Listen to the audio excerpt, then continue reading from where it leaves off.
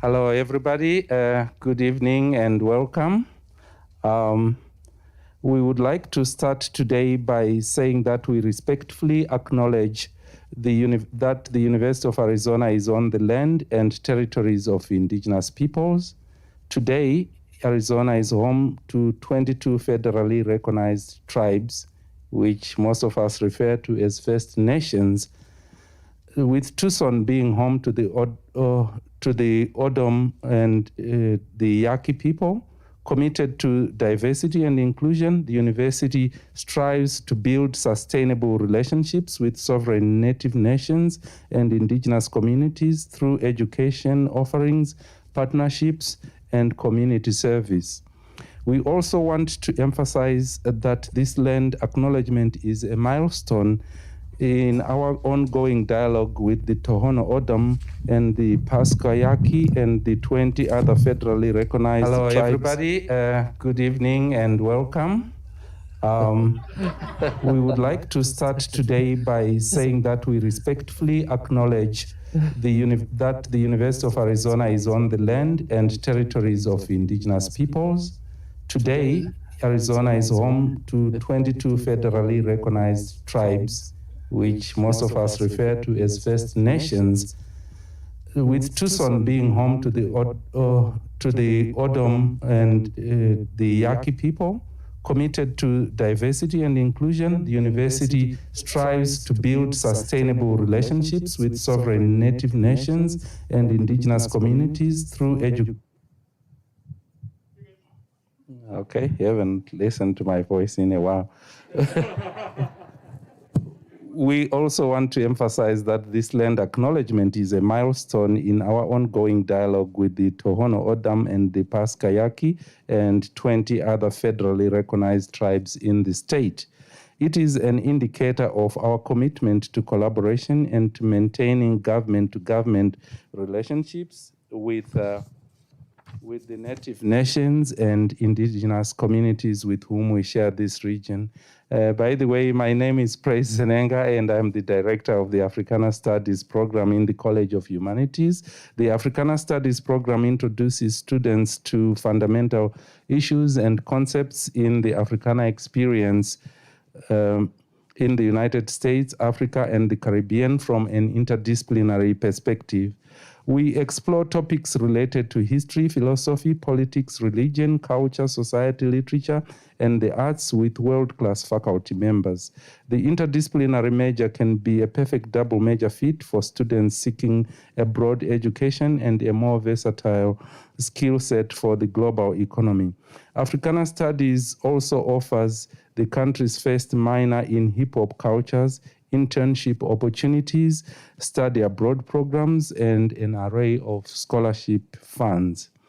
Thank you for joining us for our very first Black History Month event of 2022. And guess what? It's in person, and I'm glad to see most of you after such a long time. So tonight we will be holding a conversation with Therosia Reynolds, who is being introduced by the Dorrance Dean, Alain Philippe Durant. Over to you, Dr. Durant. Thank you very much, Dr. Zenenga. Good evening, welcome. If you are here in person or joining us on the live stream, it's a pleasure to see all of you tonight.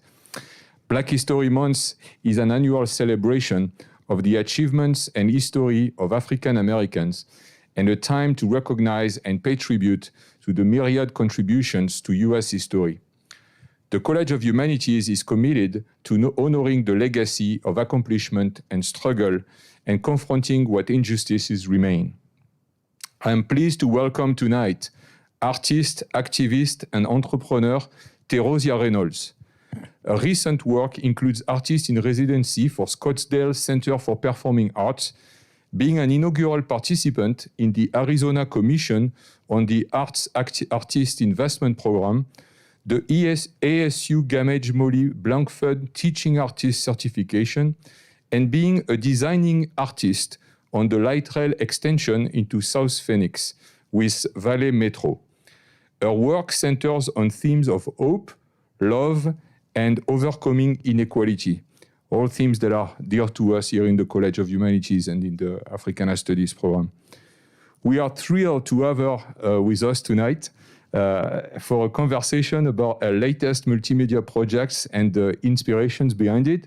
She might even tell you a little bit in French, because I had the opportunity to speak French right before, and her French is excellent, so it's great. So it was great to do that. For those of you watching us online, if you have questions you would like to ask our presenter, please find the link on live streaming page.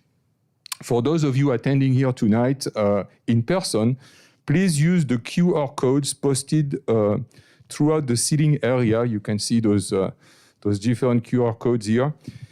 And you can use those to submit questions, as in deference to COVID safety, we will not be passing the microphone during the Q&A. So feel free to do that at any time during the talk, and then during the Q&A, the question will be that will have been collected and will be asked for you, and same thing from people who are watching online. Thank you very much.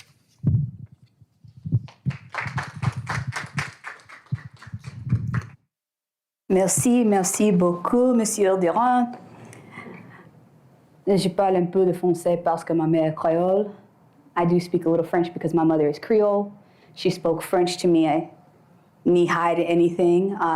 Yo hablo un poquito español también. Para mi abuela, hablo español cuando yo niña. And then when I turned 12, she just stopped speaking Spanish altogether. So my grandmother spoke Spanish and my mother spoke French, and my cousin is deaf, so he spoke sign language. I grew up between 4 languages. I speak a little, all of them. I'm not fluent in any of those languages, not even English. Good evening, my name is Therosia. I am grateful to be here with you tonight and to present my latest work, Soul Food and Superheroes. Tonight's presentation is entitled God, Soul Food and Superheroes, and I hope you enjoy what we talk about. For those of you who are like me, you have the attention span sometimes of a toddler high on candy. I am going to sum this up in one sentence. Soul Food and Superheroes is about honor.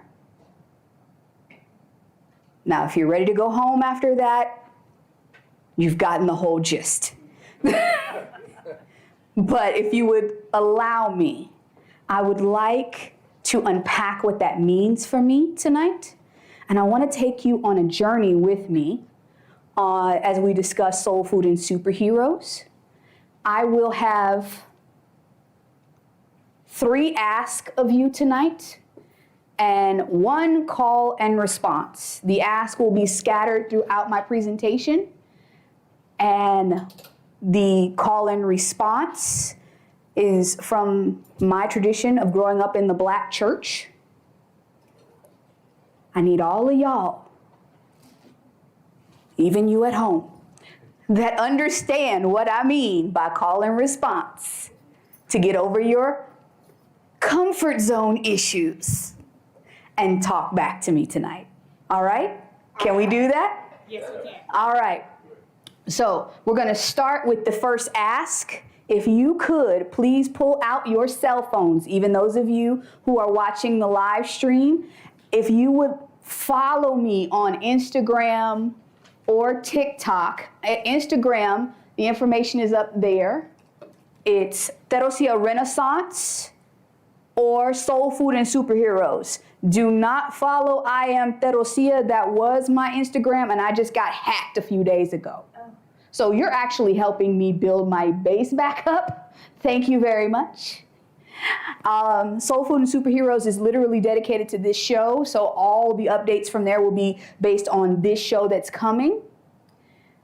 Therosia Renaissance is me as an artist, entrepreneur, and my work. Does that make sense? So that is what I would like for you to do. And if you are a TikTok person or Twitter, you can follow me at I Am Therosia on TikTok or Twitter. So I'll give you a few seconds to do that. That'll be my first ask of the evening. And I thank you that I see some of you with your cell phones out. And I am grateful for the follows. I know my name is not every day. It's a 1,000-year-old Greek saint. You know how names are so old people forget they exist? There's like me and women named Concepcion. Names, they're like, what's your name? What did you just say? I am named after a Greek saint in the Orthodox Church. She was 16 when she went into the convent and 24 when she died because she spent all her time serving ill children, and she suffered from the sicknesses that she spent time helping other people be comforted through. My name means God's rose. I'm actually very grateful to be named that. I shared with my grandmother. That's a little history about me. Now, moving on to our call and response. Throughout the night, I will ask, and you will see it on the PowerPoint, is your soul being fed? Now, if you feel it in your soul, in your bones, it gives you awareness, clarity, you have a moment. Your response is to be soul food, like you just got some good soul food. Put some umph in it for me, because as I said, I come from the Black church, and I like to know we are connected. I want to give me a little something, something. All right. In addition, let's try it real quick. Is your soul being fed?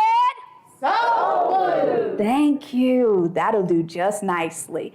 In addition, if throughout the night I strike a nerve, feel free to yell out, ouch. I won't stop, but I'll know I hurt your feelings.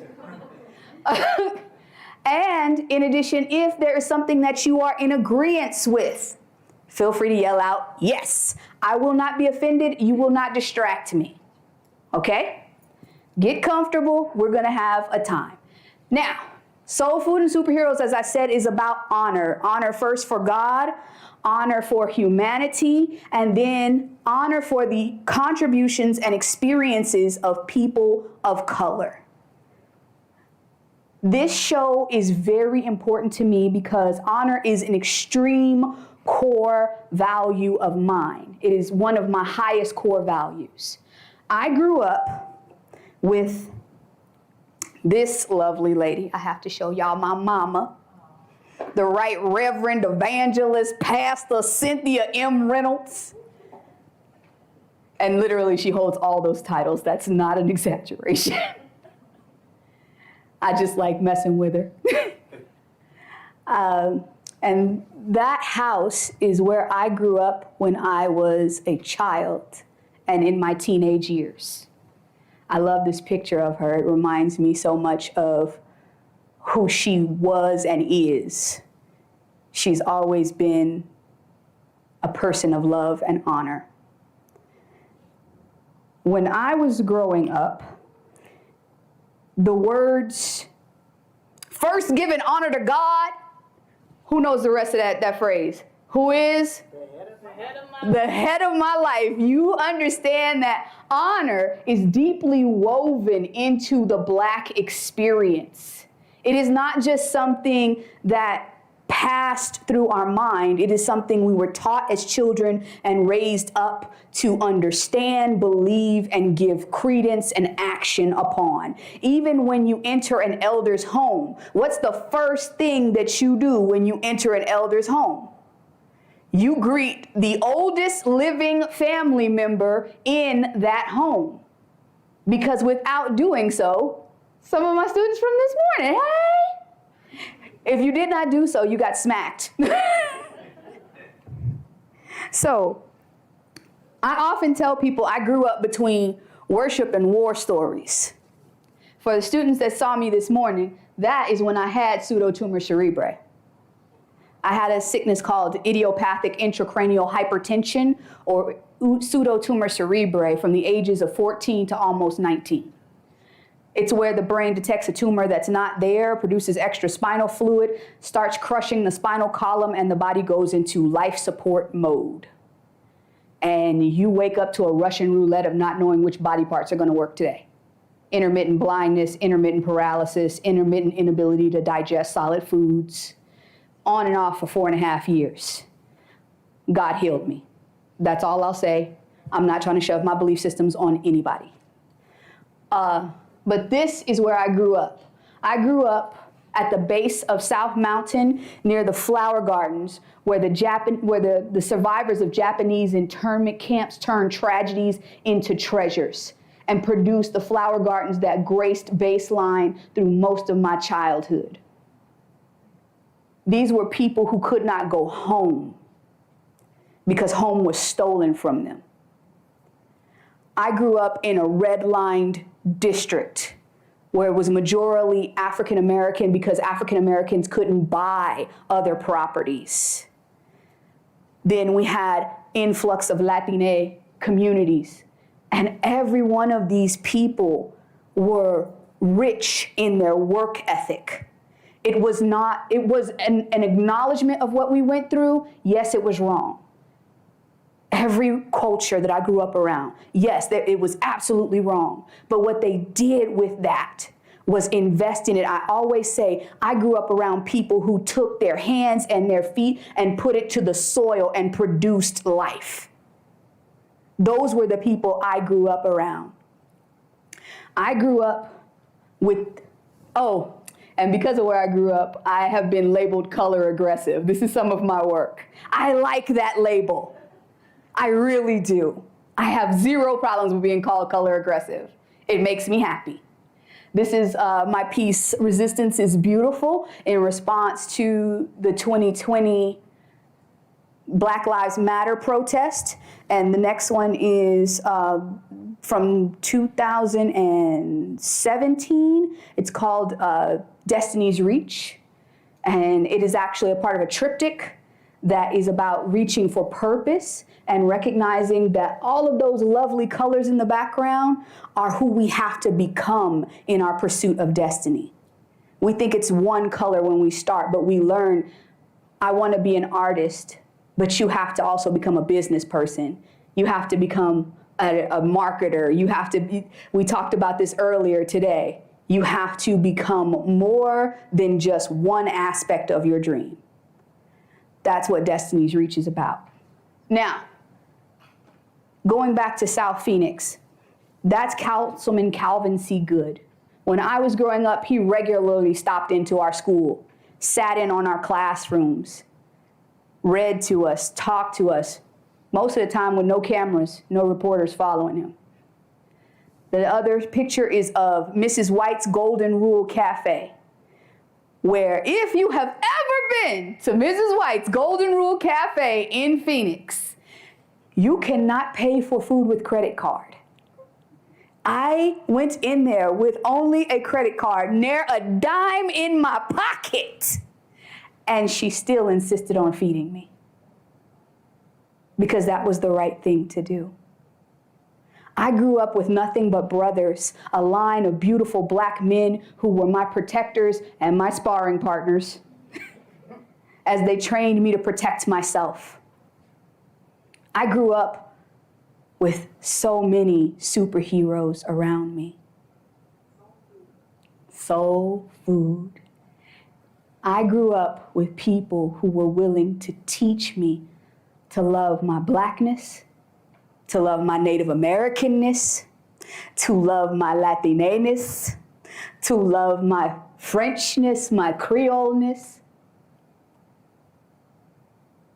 And they taught me that it starts with honor.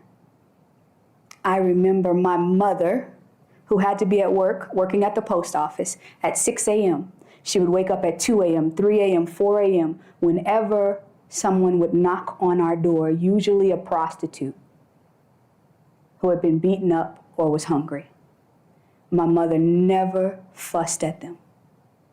She would get up, make them a meal, tend to their wounds, love on them, and tell them they deserved better. She honored prostitutes, addicts, drug dealers, gang members the same way she did pastors, politicians, presidents, and policemen. She honored everyone with the same level of honor, and she met them with the same level of correction. So what does that have to do with soul food, superheroes, Black History Month, or this presentation. Honor is the bedrock by which we have built the Black community, and honor is the doorway by which we access relationship, connection, communication. Is your soul being fed? Soul food. Now, I want to share with you something that was a revelation for me. And this is where this particular project started. Yes. The Reverend Dr. Martin Luther King believed he was hated by most America. Think about that. I knew he was hated. He's a Black man in America. It's not a question of if you're hated. We live with hate on a daily basis. It's a question of what form it's going to show up in today. Is it going to be covert, overt, narcissistic, the ever popular systematic, or I'm not racist, but you know you're going to meet it. However, he is honored now. He is admired now. He is held up as what it means to be a statesman, an orator, a good person of color now. However, in his lifetime, close to the assassination, he had a 25 to 33% approval rating nationally in this country. The one that has a holiday named after him. The one that quotes him every January. 25 to 33% approval rating.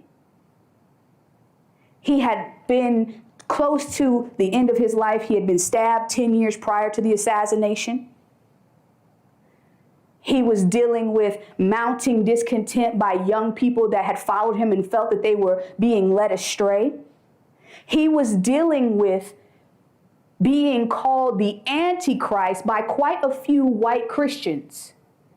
And let us never forget the barrage of people that were willing to throw rocks at him, spit at him, punch him, hit him anytime he dared to march peacefully. Dogs sicked on you, billy clubs. Think about that. One of the quotes towards the end of his life is, "I believe that I have led my people into a burning house through segregation." That's not an exact quote, but it's a paraphrase. Think about that.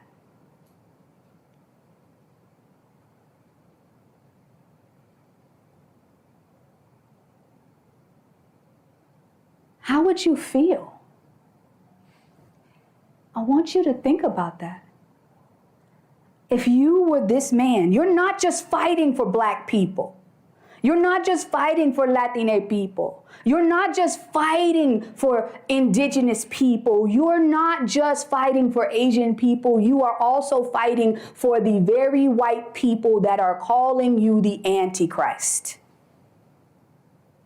Put yourself in that place. Are you angry? Are you depressed? Do you want to keep going? How many of us would have just abandoned it all and said, I can just go carve out a little living, raise my beautiful babies, and not keep risking my life for the salvation of not just my people, but all people? He is literally fighting for everyone and gets stabbed.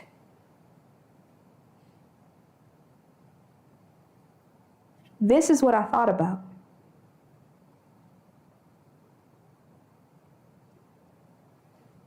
How many people who are in the fight for civil rights today are feeling this same way?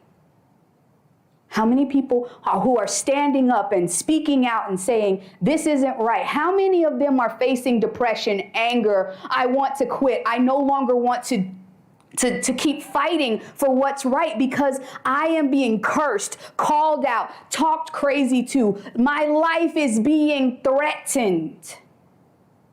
My children may not get to see me be old, and I may not get to see them be grown. How do we keep convincing them to fight for what's right if they feel this alone? So, I had to do something about it. I had to do something about it. And as my tradition says, use what's in your hand. What do you have in your hand? I have painting skills. Around that time, the presidential debate popped up, and I'm not advocating for one side or the other. But here's what hit me. That lady said something. I'm speaking. Yes. Soul food. Soul food, thank you. Yes. That moment when she said I'm speaking was no longer about the presidential debate. For me, I could have cared less. In that moment, what I really heard was every woman, every person of color saying, I will no longer let you railroad me or overtalk me, whatever you are, splain me out of my right to have a voice. And don't we all want that? The heart's cry is to hear and be heard, to know and be known. And if every time I speak, my words are muffled out by the lack of care, the apathy of it all. As I said, who wants to keep talking when I'm talking or I'm speaking up or I'm fighting by myself? All right, so here's what struck me. Hippolyta.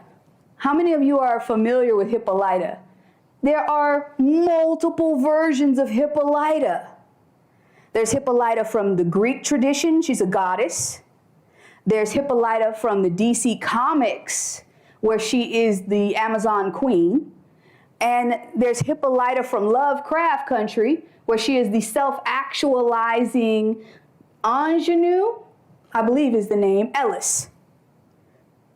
Each one of these creates an intersection of thought, but all of them having involved in them the need for women to be able to speak, self-realize, and be allowed to grow in that space of I am me, I am speaking. So my answer was to paint Kamala Harris as my version of a comic book Hippolyta. You can't see this as close as I would like. It's acrylic and pencil on canvas, but in the background, there is a faint America, and there are pencil marks from what is normally the cross sections of me drafting. But I left it in because it represents the intersectionality of every voice that is saying the exact same thing. Not just the Greek traditional version of her, not just the DC comic version of Hippolyta, not just the Lovecraft country version of it. We are all saying, it's my turn. I want to be heard. I want my rights. I want to not have to fight to just live.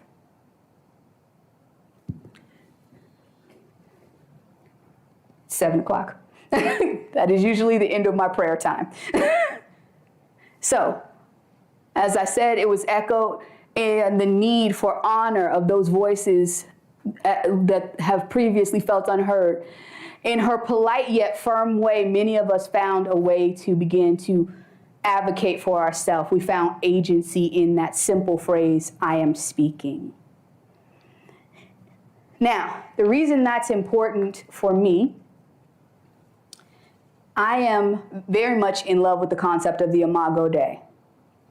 I am a follower of Yeshua HaMashiach, Jesus the Christ. And as I said, that's not to push my belief systems on anybody, so please do not take offense to me. I hope you don't. I view humanity as the Imago Dei, a pointillism picture of God himself, each of us having a piece of the reflection of God. This is not my painting, this is not my picture, I just thought it was a dope picture of Bob Marley. I like Bob Marley. But you'll notice that pointillism is a series of dots. Large, small, deeper hued, paler hued. All together they make one portrait. In my concept of the Imago Dei, you are looking at generations worth of dots.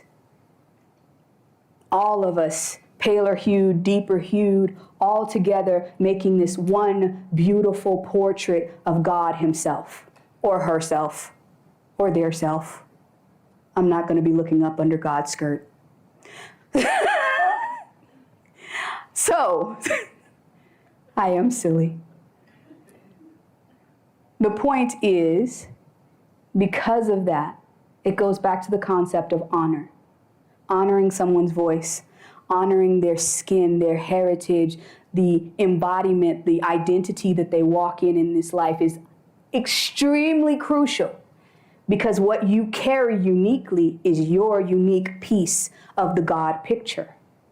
And if I dishonor it, if I disregard it, if I write it off, I've written off that part of the God picture and I cannot see him, her, them. Now, is your soul being fed? Soul food. Thank you. I'm so glad. All right. From this piece, I went and my attention turned to Stacy Abrams. I love Stacy Abrams. Yes. You don't have to love her too, but I'm so glad you do. I thank you for all the yeses.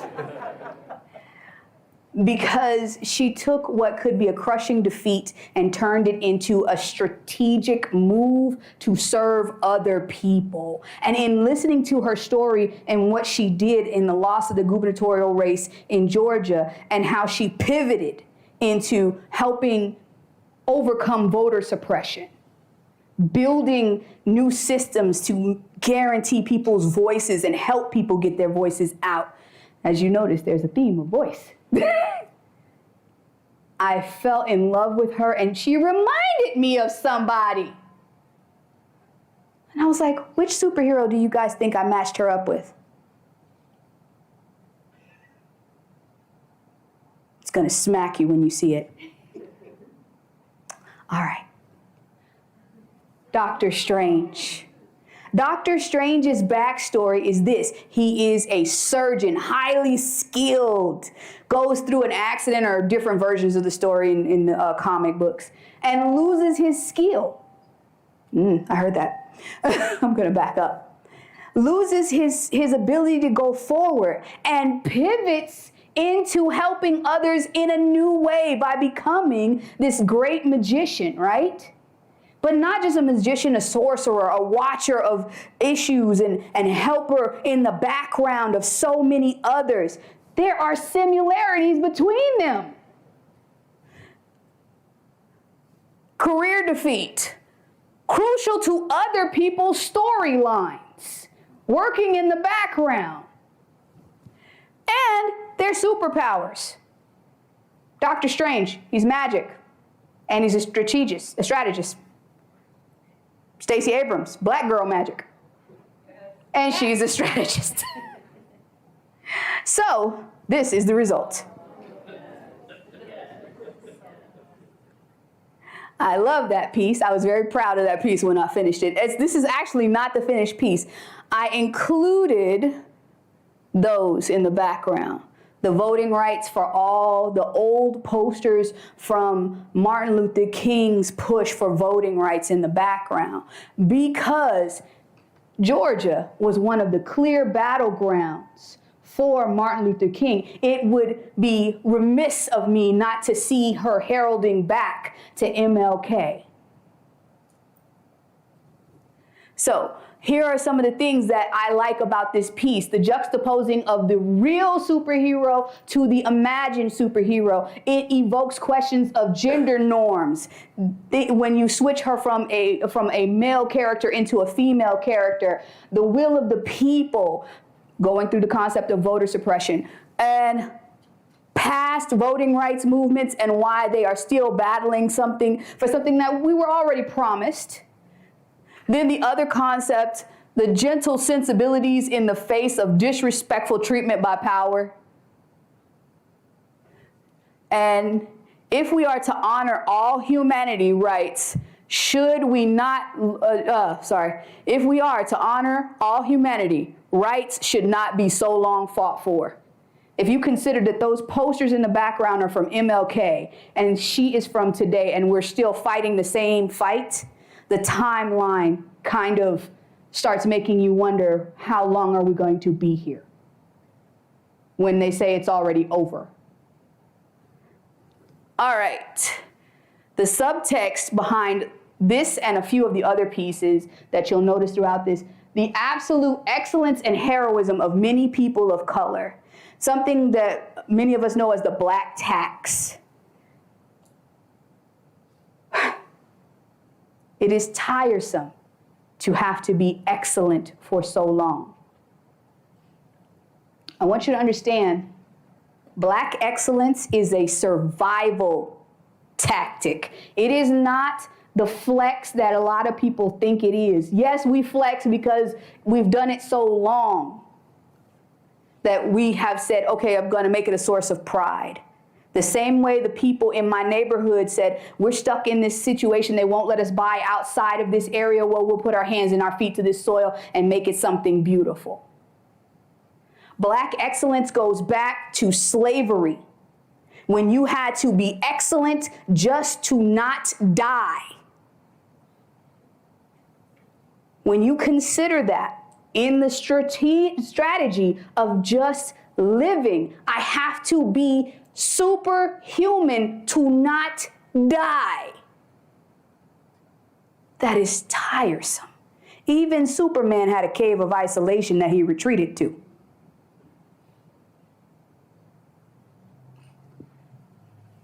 We'll go past that because I believe we're past our 30-minute mark, and I know we're supposed to go to a question and answer period. So, I forgot to plug up my computer. Can you grab me the plug? It is actually in that big purse back there. And we will go on while he is getting the plug. The good part is I got to meet Stacy Abrams and show her the piece. That's me wearing a shirt that's based off of it. I have other shirts over there that are based off of it for sale tonight if you would like them. They're not the white ones because the white ones were having troubles. So they are black. And I didn't get to hug her like I wanted to, but I did get the privilege of saying thank you. It was kind of like I said, a love in the time of COVID moment. Notice how far I'm standing away from her, and I'm trying to hold back all my enthusiasm. Thank you so much. All right, next, moving on. This piece is actually old. It's called The Greatest, and it's done by Muhammad Ali. I painted Muhammad Ali. But did you know Muhammad Ali fought Superman in the comics?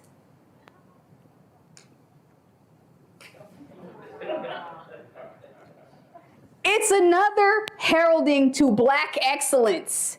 He was so excellent in his fighting that they made him fight Superman. And guess what? He beat Superman. Now, granted, it's total fantasy, but it's amazing. I loved it. The point is, this is my piece that was done before all of that, and the reason it's included is because I realized Muhammad Ali fought Superman. That was awesome to me. It's called The Greatest. I am very cerebral in my work. There are layers. So IST is not a mistake. I know it's spelled wrong. But the suffix IST is in dentist, violinist. It means one who specializes or trains to be. specializing or training to be great. And it goes with the saying that Muhammad Ali, I hated every minute of training, but I said, don't quit. Suffer now and live the rest of your life as a champion. Throughout all of this, all that I have been saying is honor, honor, honor others' voices, honor their gifts, honor their need for rest, honor your talents, honor what you are made. You are made in the image of God. You are beautiful. You are wonderful. I don't care what walk of life you've come from or where you've been. You are absolutely amazing. Even if you live a small, quiet life, do it so amazingly beautiful that God is glorified. Thank you. The point for me, Muhammad Ali was no doubt acknowledged as a champion among men. However, with all of that, he still had to fight to be acknowledged as human in this country that he had been an Olympian for. That they acknowledged he was so powerful, they thought he could have beat Superman. He was still fighting for just the right to be accepted as human. With all the training that he was willing to suffer for, with all of the barrage of drama he was willing to go through, he was still, even at the height of his career, saying, can I just be accepted as a human? Is your soul being fed? Soul food. Now, we're going to talk about my latest work. This is the work in progress. This is a sneak peek. It's not done. And I started this one, Nelson Mandela, because that person right there, Dr. Praise suggested that I paint Nelson Mandela as Black Panther. It is my work in progress. I love Nelson Mandela. I was actually intimidated by this one because how can you capture his essence? How do I capture what he was? I mean, everybody in this collection is bigger than life, but he is bigger than even that. I don't know how. I'm still struggling, and I am an extreme perfectionist. So, we're doing him as... I'm still working. It has its points of beauty, but I'm not done. And I want to honor his voice, his life, and his light in the world. And it is my privilege to do so. This is my little part, my little point in the pointillism that we have of reflecting God to the world. I hope you have enjoyed our time together. This is my third ask of you. Please take the time to find a way to thank a superhero that feeds your soul. Honor the experiences and contributions of people of color. And to that end, I want to take a moment and thank you, Dr. Praise.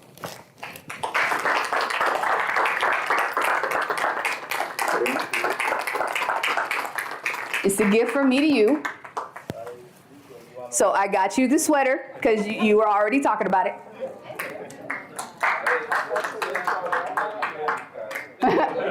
But there's another one in there because you saw that already this morning. I was cool with it. But Dr. Praise invited me to come speak, and I was like, "You want me to come speak at U of A? No one knows me there." And he was like, "You'll do great. You'll do amazing." And I was like, "Okay."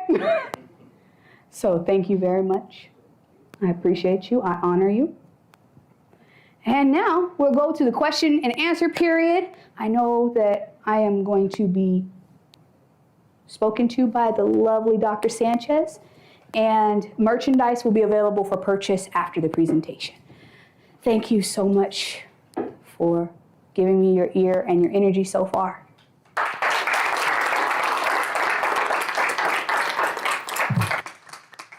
Could you bring up the PowerPoint, please?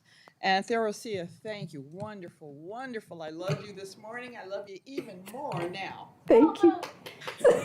Thank you. I was scared that wasn't going to catch on. So what I want to do is just take maybe about 10 minutes to ask you a few questions, and then from there, any questions from the audience here or any questions from the audience that's online. And this is going from things you spoke about today. Pointillism, religion, and Gaia. Now, you mentioned, and I just wanted to get, this is sort of appears to be a core value of yours. You talk about incorporation. When you speak of all of these things, you're very careful to say that you are not excluding white people at all. There's not. They're necessary. Not anger or hatred. So what I want to know is, how do you put this together? And Pointillism is, it was a European a phase. Am I okay? Okay. It was a phase in European art where they were playing with different theories of how you present images. And in this particular phase, they thought images were made of small dots. And so they created all of these works. And you couldn't even tell that they were made of tiny dots until you got close up to them. So you talk about that as an aspect of your notion of people being all connected. And I thought that was really interesting because most of your talk in the way you approach things goes back to your background with being in these apartheid, essentially, neighborhoods and people having to build up on that. So talk about this whole notion of togetherness. And I put the word Gaia in there because that's another notion many of you have heard about. And it's this notion that we're connected in every single way. This notion that humanity is a single organism.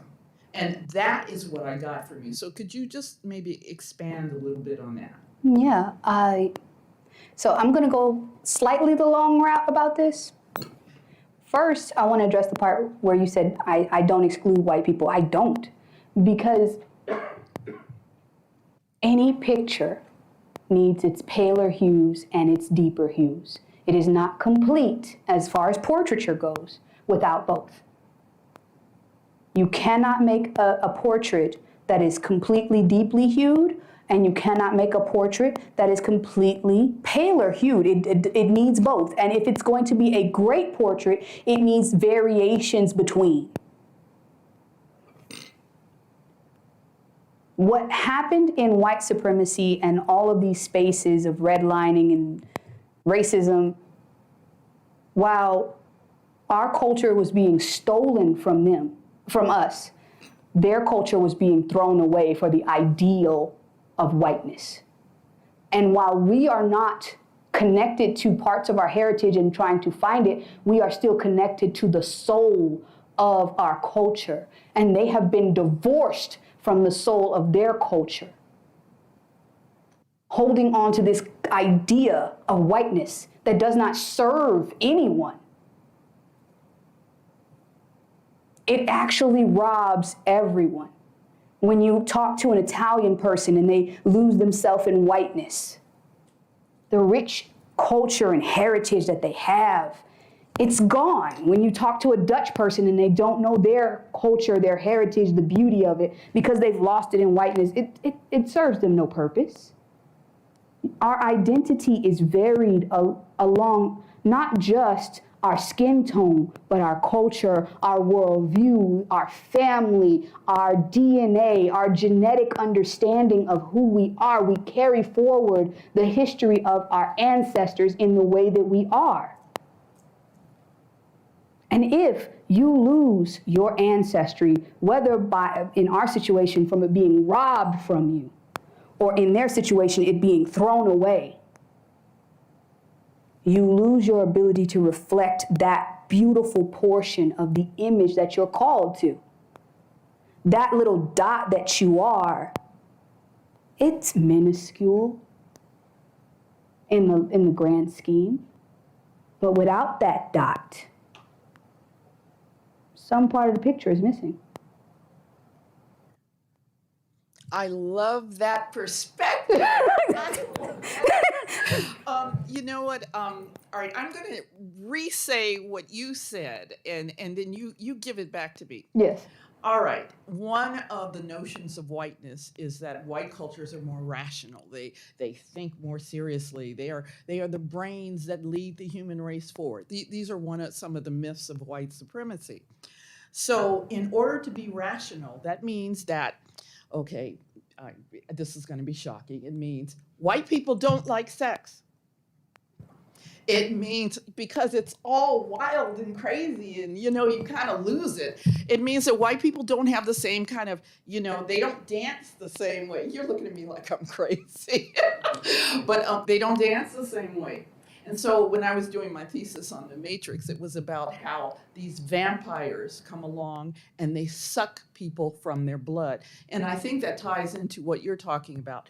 What if you are white and you are unwilling to see beyond the myths of white supremacy, that you can't get up and dance barefoot, that you can't go wild, that you're this one way that you can be, like you say, you're losing part of your humanity. So you mentioned a little bit about vampires before, and I was wondering if you were going down that line. I think for me, the vampirism is more so the cultural appropriation of it, because. Well, that's what I'm talking about. Okay, yeah. The point is that when you have this lack of self-understanding, lack of connection to your ancestry, your history, there is a need to try to find it somewhere outside of yourself, rather than digging in and connecting to when I speak French to Monsieur Dorin, there is a cultural connection there. I am aware that I am a descendant of French people. I speak French not just because French is beautiful. It is. It's absolutely gorgeous. I will say it's one of the most beautiful languages in the world. But I am also aware that that is my bloodline.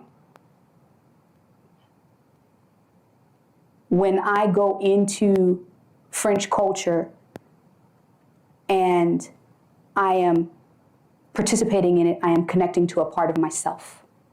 I am honoring my ancestry, however they may have gotten there, because we all know it might not have been pretty. The point is, regardless to how they got there, they belong to me. They are mine. And I will do the work of making their bloodline honorable. I will do the work of making what may have been ugly beautiful. I will put my hands and my feet to that soil and do what is right. I will not come in as an interloper and suck the culture dry and use French to seduce people because people think it's sexy and abuse it. That's an appropriation of something that's not mine. It's the same as when you encounter Latinx culture and people want to learn to make sopapillas, but they don't want to actually talk to anybody who actually knows how to make sopapillas. Okay, talk about, this is on the same line, and I put understand to appropriate as one of the things I wanted to ask you about. Community wisdom, this is also something you've alluded to. This notion, for how many years?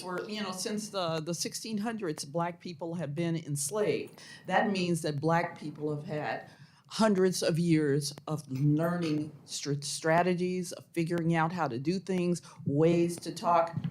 I want you to talk about community wisdom and the way that it has impacted you and how the source of that wisdom is not always acknowledged. Yeah. So where I grew up, like I said, it was predominantly African American. I was raised by the village.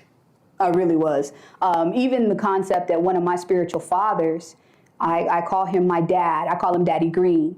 He was one of the elders in my church. Very tall, light-skinned Black man who just adopted me one day. I was really desperate for attention. I wanted to just be loved. And he saw me chasing some little boy in our church. I'm embarrassed to admit that now. And he literally got in front of me and was like, "Where are you going?" And I said, "Oh, I'm going out with the rest of the kids." He was like, "No, you're not. Don't you ever let a man make you second. You are my daughter. I will break a man's legs about you. Now you go sit down and be a lady. And from that day to this, my dad is 70. He still texts me every morning. He still checks on me. He still tells me I'm his daughter. He still tells me I'm too precious to that type of homespun. It wasn't the most articulate oration. It wasn't any of those things. It was just this moment that turned me. Councilman Calvin C. Good coming into my classrooms. Even the year before he died, right when COVID broke out and we had to go into quarantine. Right before that, there was a Black Lives Matter protest I was walking into, and he was walking out of it. He had been there from the beginning of that protest. He didn't require reporters. All of these people poured into me. I had teachers from everywhere. I had superheroes throughout my world. All of this communal wisdom. These people were mothers, fathers, uncles, aunts, and sometimes they were not what people would call articulate in the academia, but they were articulate of heart. They were articulate of soul. Their wisdom was clear. My great-grandmother, Isabel Stewart, which actually did a portrait of her that was multimedia, that actually hung at the Scottsdale Center for the Arts for a season. My grandmother would say, "Oh, baby, I hoped them all I could. I hoped them all I could." And my mother would say, she said, when I was younger, she said she didn't understand what that meant. I hoped. No, it's helped. No, she said, no, you can hope for a person so much. You can want it more for them than they want it for themselves. In our academic world, that is inarticulate. It is wrong. But in heart and soul, she was more than right. You can't hope a person into them becoming better. You can hope them all you could, but in the end, they have to do it for themselves. You can say a prayer. You can say a prayer. You can hope them, but you can't help them as much as you want to. You can't. I'm going to cut my question short. I'm one more question for you, and then I'm going to go. We do have some that are coming through online. Oh, hi. Could you advance it forward? The title of your talk was God, Soul Food, and Superheroes. So when you were talking, I was thinking about all of the artists who've kind of played the way you have played. So there's a tradition of this happening. Renee Cox, The Liberation of Aunt Jemima and Uncle Ben, 1996. So everybody take a good look at that one. And then there's Betty Saar, The Liberation of Aunt Jemima, 1972. And I think that you are in this tradition. So tell me, do you think you are? Yes, I do. I can see my work in here, even though I'm unfamiliar with this work. You showed it to me earlier today. That was the first time I'd ever encountered it.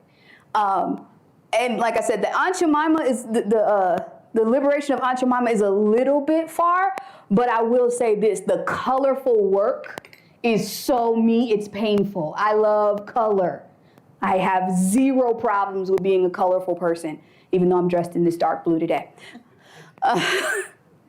But the concept of taking what is considered everyday and safe and showing the actual work behind it. Because Aunt Jemima was a figurehead, she is a mammy figure. But when you consider the Black tradition of mammy, that this person was someone who survived in a place that most people never could have. She was superhuman and did it with strategy. And did it with also this concept of, I have to smile in your face. I have to wear this space, or should I say this face of not being hurt or wounded or tired, because I am not allowed to be human. It does definitely connect to my work. And even the concept of acknowledging the heroism, the fact that we, as I said, Black excellence as a survival tactic. It is very much connected. I thank you for introducing it to me, because it makes me feel not alone in my voice. Great. And just, I assume that everyone online can see it, but Aunt Jemima's got guns in her hands. She's got the kerchief on her head, but she's ready to fight. And she is fighting. And in the other one by Renee Cox, you've got Uncle Ben. These look like fighters, almost like Muhammad Ali. Uncle Ben looks like Muhammad Ali, and the others are these super sexy heroes that actually they're images of them flying. So I thought that was kind of interesting. One more thing real quick, and then we'll go to these online questions. So if you could change the slide.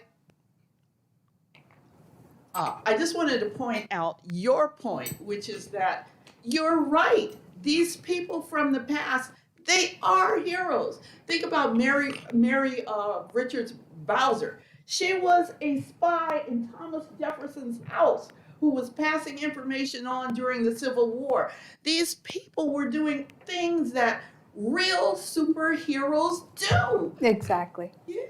They were living, when we go back to history and even some points today, we have so many people that we can look at historically who have done what we only dream of, imagine. That's why these stories live in comic books. And even one of my heroes in comic, okay, so I'm going to confess that I am a nerd. It's part of the reason why the show exists. I am a Marvel fan. I'm sorry for all my DC people out there. I still painted Batman. So the point is, when you look at it, Stan Lee is one of my heroes. Stan Lee based Professor Xavier off of Martin Luther King and Magneto off of Malcolm X. My goodness, I did not know that. T'Challa, the Black Panther, was a product of him studying the Black Panther Party. That I knew. So I love the fact that he caught it and put it in our public consciousness.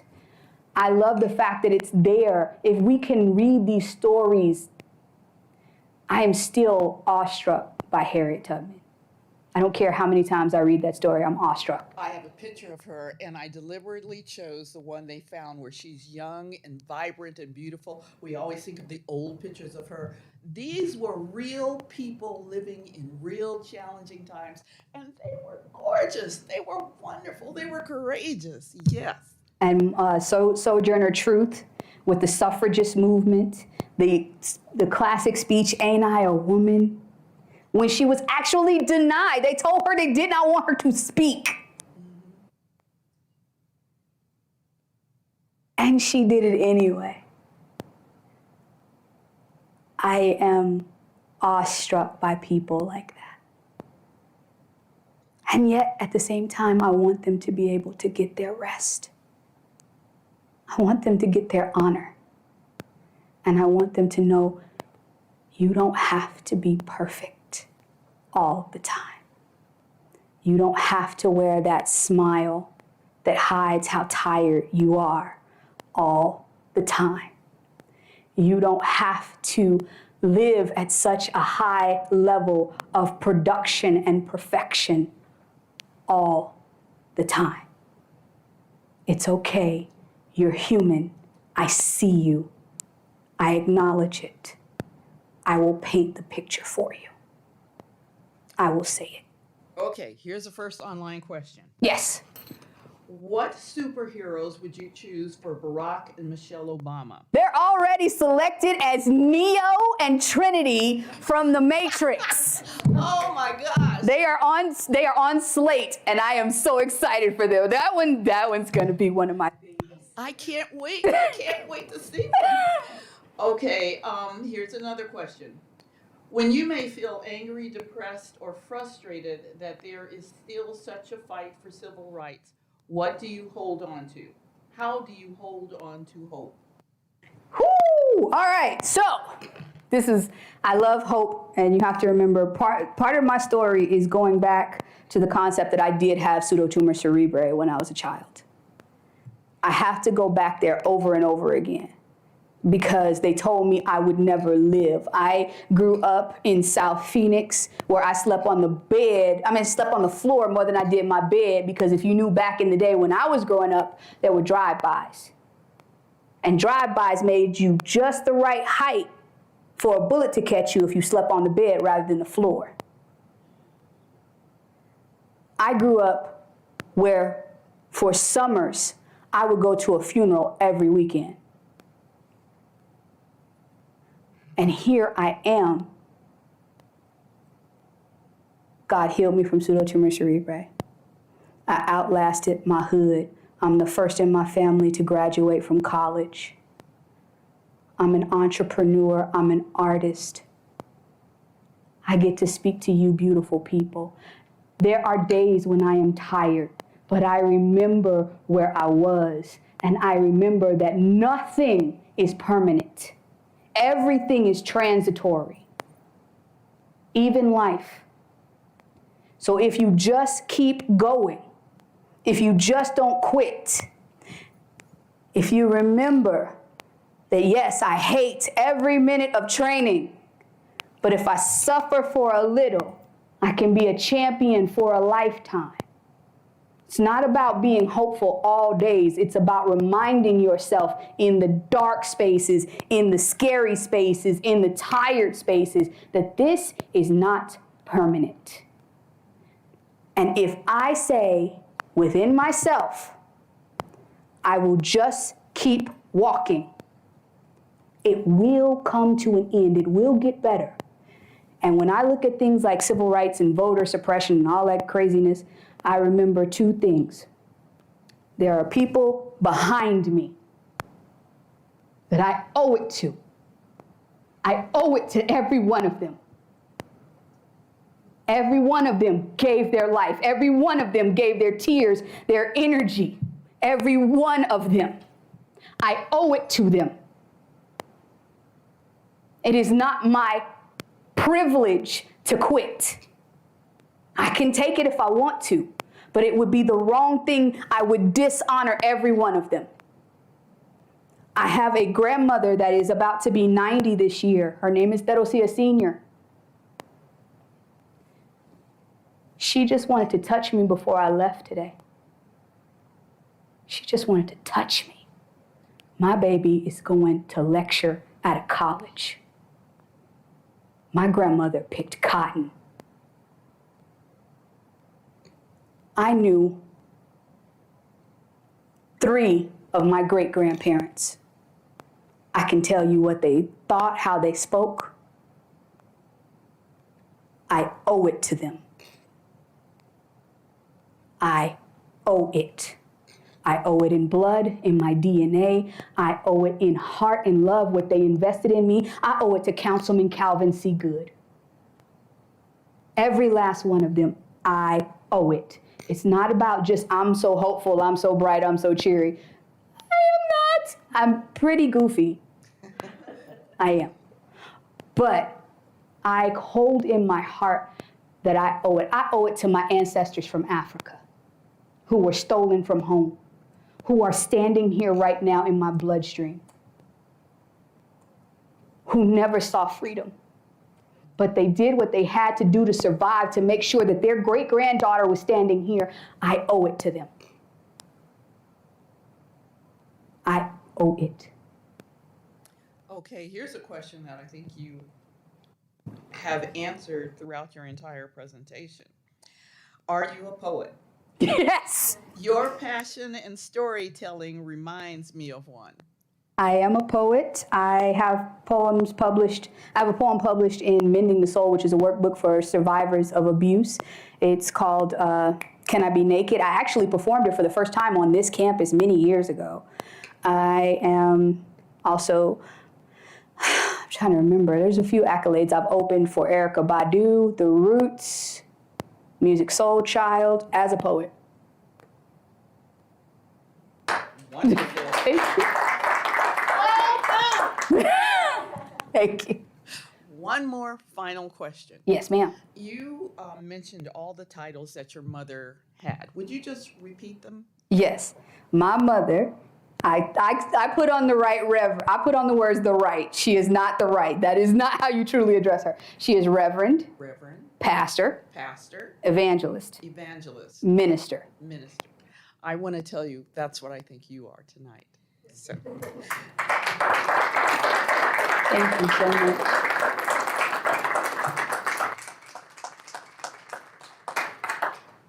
All right, thank you so much for your time, your attention.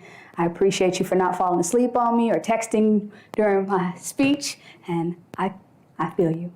I do. Sir. I have a request. We are a hip hop school, so can you do something that speaks to that identity? So I'll do the full version of Eagles and Turkeys.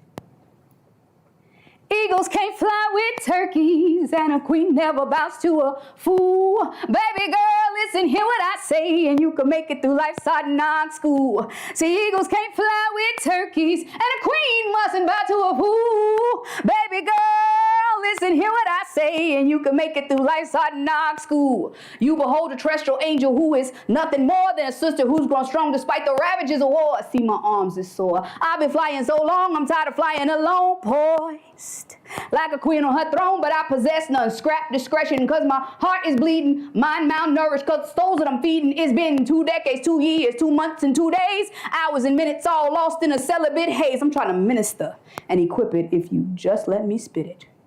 Being a good woman seems like it's harder these days. Cats want to act like a sister intact is just a phase. I'm so ready to blaze, got me looking for love in a lusty man's gaze. But I remember what my mama says, the eagles can't fly with turkeys, and a queen never bows to a fool. Baby girl, listen, hear what I say, and you can make it through life's hard knock school. Oh, eagles can't fly with turkeys, and a queen doesn't bow to a fool. Baby girl, listen, hear what I say, and you can make it through life's hard knock school. I stay where the air is thin and the friends are few. Most folks can't breathe, but I like the view. I can't do all that nonsense. Got me stressing and pressing, drive me to repentance. Shorten my sentence, saw the prosperity, the wicked, and I wanted to stray. I almost gave away. But I remember what my mama says, the eagles can't fly with turkeys, and a queen never bows to a fool. Baby girl, listen, hear what I say, and you can make it through life's hard knock school. Oh, eagles can't fly with turkeys, and a queen mustn't bow to a fool. Baby girl, listen, hear what I say, and you can make it through life's hard knock school. Ooh.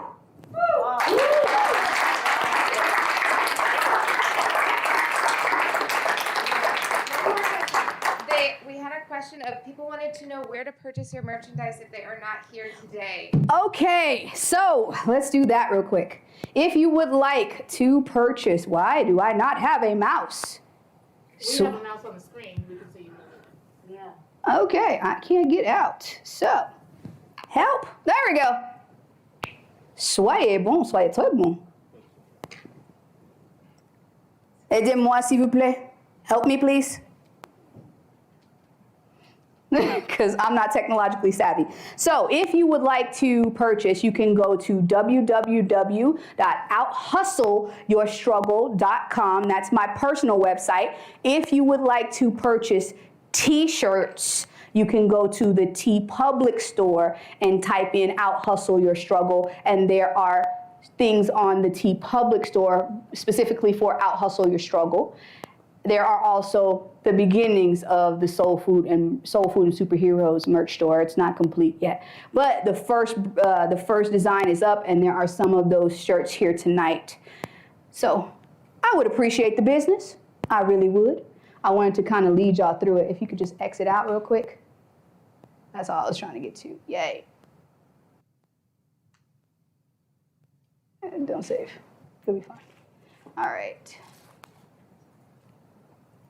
So I wanted to take you all to the T Public store really quickly. If I could just, how is it possible that the mouse works for you, but it doesn't work for me? Yes, I told y'all I'm not technologically, I'm trying. I paint and I sing. That's what I do. And I can cook. You want some enchiladas? You want some cheesecake? I got you. Please, exit out. Thank you so much for that. So let's go, if we go to the T Public store.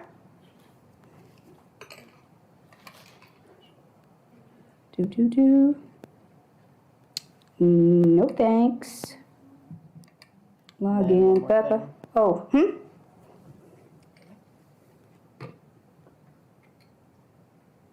Ah!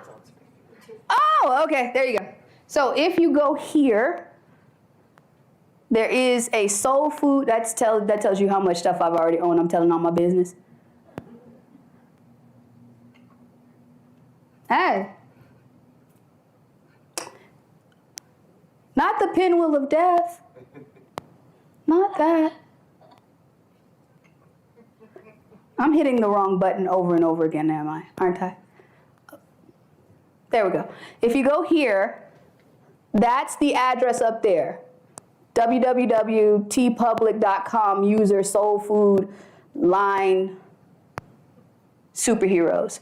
You can actually pick, this is the design with the white accents, and this is the design with, go over, the black accents. If you click on that design, you will notice that there are other colors you can make the shirt. You can make it whatever color you want. And you can choose a female cut, a male cut. You can change it from a classic shirt, V-neck, all that good stuff. There's the price. Then there are other products. There are stickers, there are mugs, there's a mask because we're in a pandemic, long sleeve t-shirts, baseball, all that good stuff. You can get hoodies from this store. And for those online, we will go ahead and we'll link the store to the Humanities, the Black History Month page where we have all the information. So we'll link that directly to it. Awesome, thank you. And then if we go back, I want to log in again. I don't want this one. I want that one. Go to my store. Come on, soyez bon. Oh wait, this isn't the right one. This is taking me right back.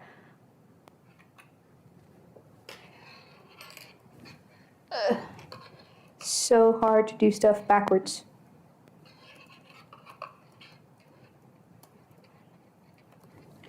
If you want, this is not as easy as I thought. I will send them the link as well for OutHustle Your Struggle, and you can buy. There's so many more designs for OutHustle Your Struggle than Soul Food and Superheroes because I've had time to work on that one. So these are other people's stuff. It's nice stuff. It's just not my stuff. And lastly, I think we'll go right here. Back. If you would like to support my music, I have a single out right now.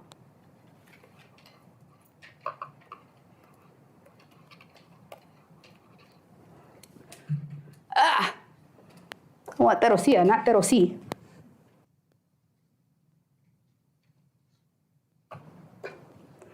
If you type in I Ain't Got Time by Therosia, it's on Amazon.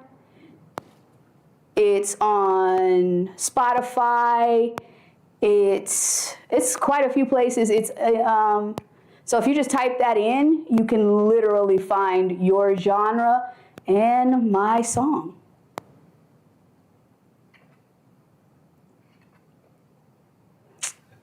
Why? Now you're gonna make me tell everybody my business. I shouldn't be telling everybody my business. But I did want you to hear the single since we're talking about my merch. I don't like you either.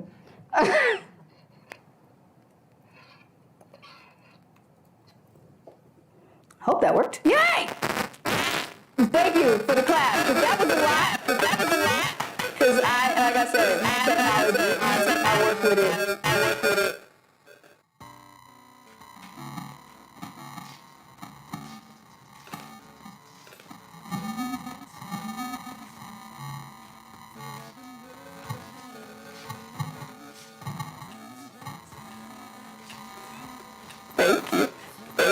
So if you would like to purchase at that time, that's me. I'm trying to get to 5,000 down by the end of this year. That would be for me, helpful for me.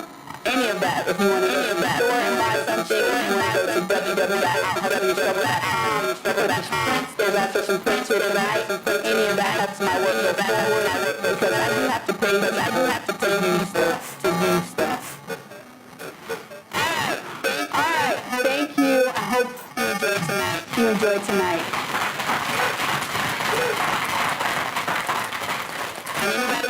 And anybody who would like to, I can meet you over here at the merch table.